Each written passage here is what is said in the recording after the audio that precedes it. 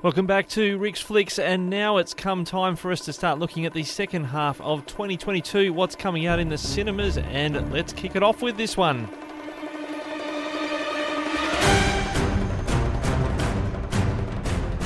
Yes, it's Mission Impossible 7. We know that theme song might have a slight twist on it in the score for the film, but we know it's going to sound something like that.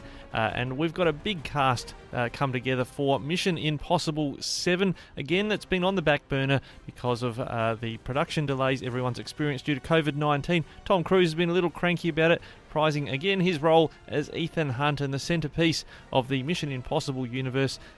We've got some new additions to the cast, but first coming back, Rebecca Ferguson as Ilsa Faust, Simon Pegg as Benji Dahn, and Ving Rhames as Luther Stickle. But then some other faces that are coming into it. A little bit of a Marvel flavour here, excuse me, but I keep picking up on this. Hayley Atwell, who played Agent Carter in the Captain America films and in her own series called Agent Carter, she comes in as Grace. And Pom Klementieff, whose name you may not have noticed, but it's the one who plays Mantis in the Guardians of the Galaxy. I'm sure she won't have her antennae in this film. Not yet named what character she's playing. And Cary Elves, from a favourite of mine, Robin Hood, Men in Tights. He's playing an as yet unnamed role in this film. I dare say he'll be the villain. Vanessa Kirby's back as well as White Widow.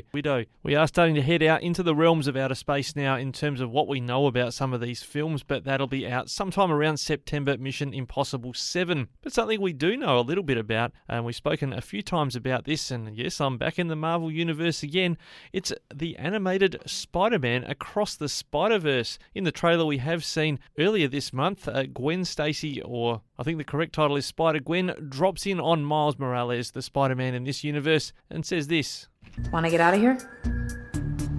I'm grounded. Bummer. What? Is Spider-Man grounded?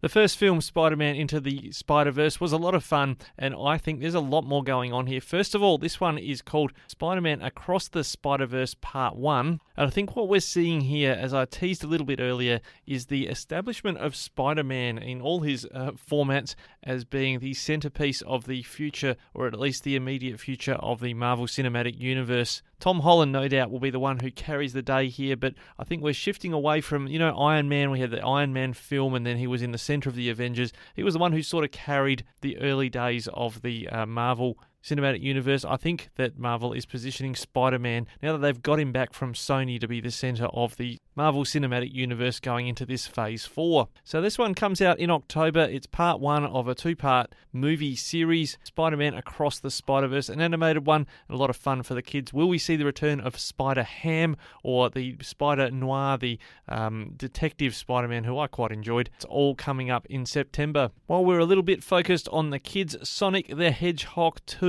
is coming out. I actually missed it a bit earlier, coming out in March in Australia. And you've got Sonic joined by a few friends, and an enemy as well has emerged. And Jim Carrey's character, the villain, has returned from the interplanetary exile where he'd been placed. It looks like a whole bunch of fun for the kids, another spin-off from the computer game world, and I think that one will actually do pretty well as well. Coming back to the topic of multiverses and the multiversal war that's going to happen, I think, between DC and Marvel, those that have been following what DC have been doing in the television series, the Arrowverse, they call it, with the hero Arrow.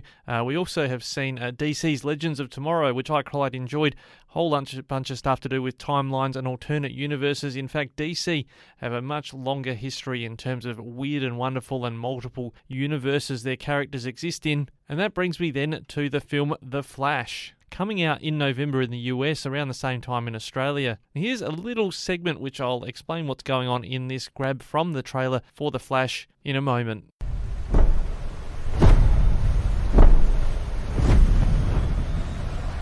Are you in? Now that is Ezra Miller's Flash, or Barry Allen. Ezra Miller playing Barry Allen. And it would appear, now this is all pretty freaky, but among the cast listings for this film, we have Michael Keaton as Batman. Now remember, I played earlier in Rick's Flicks that scene contrasting the Batman emerging scene in The Batman versus the scene when Michael Keaton burst onto the scene as Batman, decades ago. So he's in this film as Batman, and so apparently is Ben Affleck as Batman. We have Grant Gustin playing another form of Barry Allen, aka The Flash. It's all going to get a bit weird and crossed over in this film, The Flash, but I think it's an attempt by DC to try and catch up with Marvel with the use of The Flash. I think it's his incredibly fast speed, some way he can cross between universes. We've even seen at the end credits of Venom in the Marvel Universe and Venom's Let There Be Carnage, the idea that this Venom symbiote can also travel between universes. So we have multiverses left, right, and center.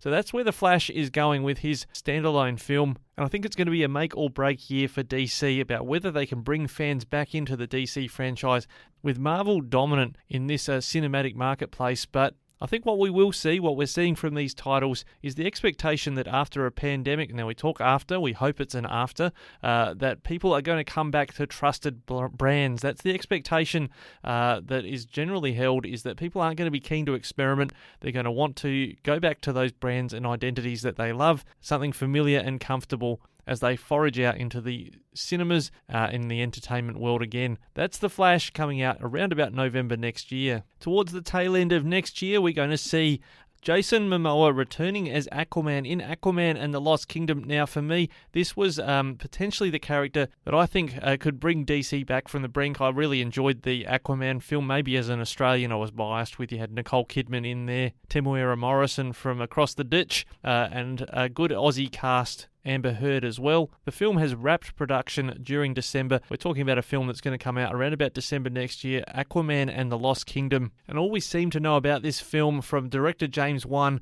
is that he might be borrowing from the 1960s cult horror film Planet of the Vampires and maybe going back to his horror history with this new film. So yes, it could well be a dark film, as I suggested, with the direction that maybe the DC Universe might need to go to win over audiences and carve a niche different to the more PG Marvel Universe. But that's Aquaman and the Lost Kingdom coming out around about Christmas next year. And supposedly around that time as well, we'll at last get to see, if it's not postponed again, the sequel to Avatar, the James Cameron epic. I believe there was 2 films slated for Avatar. All we've really seen is concept art and set photos of this film, supposedly with Zoe Saldana, who's since carved a niche for herself as Gamora in the Marvel Universe, returning as Neytiri, and Sam Worthington as Jake Sully or Sully. Cast this time including Sigourney Weaver again, but with the return of Stephen Lang, which I remember was announced at the time, and I thought, wow, that's he very, very much died at the end of Avatar,